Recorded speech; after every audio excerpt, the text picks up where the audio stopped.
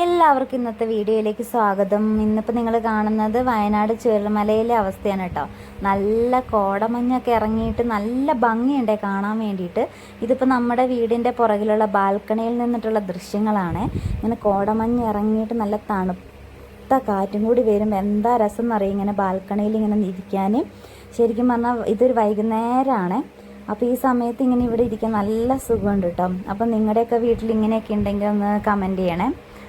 അപ്പോൾ ഈ വയനാട്ടിലെ കോടമഞ്ഞ് ആസ്വദിക്കാൻ ആഗ്രഹമുള്ളവർ ആരെങ്കിലുമൊക്കെ ഉണ്ടെങ്കിൽ ഈ സമയത്ത് വയനാട് വരണം കേട്ടോ. ഇനി ജൂൺ ജൂലൈ ഒക്കെ ആയിട്ടുണ്ടെങ്കിൽ വരാൻ എല്ലാവർക്കും പേടിയൊക്കെ ആയിരിക്കും. അപ്പോൾ അതുകൊണ്ട് ഈ സമയത്ത് വരികയാണെങ്കിൽ ഇതുപോലത്തെ നല്ല തണുത്ത കാറ്റ് ആസ്വദിച്ചിട്ട് പോകാൻ കഴിയും കേട്ടോ.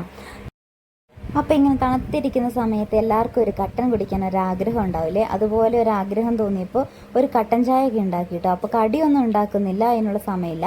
അപ്പോൾ അതിന് പകരം ഞങ്ങൾ സ്നാക്സ് ഇവിടെ ഉള്ളതൊക്കെ വെച്ച് അഡ്ജസ്റ്റ് ചെയ്യാമെന്ന് വിചാരിച്ചു. അങ്ങനെ ഇത് മഞ്ഞൊക്കെ ആസ്വദിച്ച് ഒരു കട്ടൻ ചായയൊക്കെ കുടിക്കാമല്ലോ. അപ്പോൾ അതിനുവേണ്ടി കട്ടൻ ചായ ഉണ്ടാക്കിയിട്ടുണ്ട്. പിന്നെ ഇവിടെ ഉണ്ടായിരുന്നത് കപ്പ വറുത്തത് ഉണ്ടായിരുന്നു.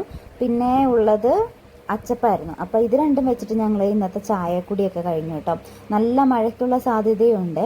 അപ്പോൾ ചായ കുടിച്ച് തീരുമ്പോഴത്തേനും ഇതാ മഴയും പെയ്ത് തുടങ്ങി കേട്ടോ. അപ്പോൾ നല്ല അടിപൊളി ഒരു കാലാവസ്ഥയാണ്.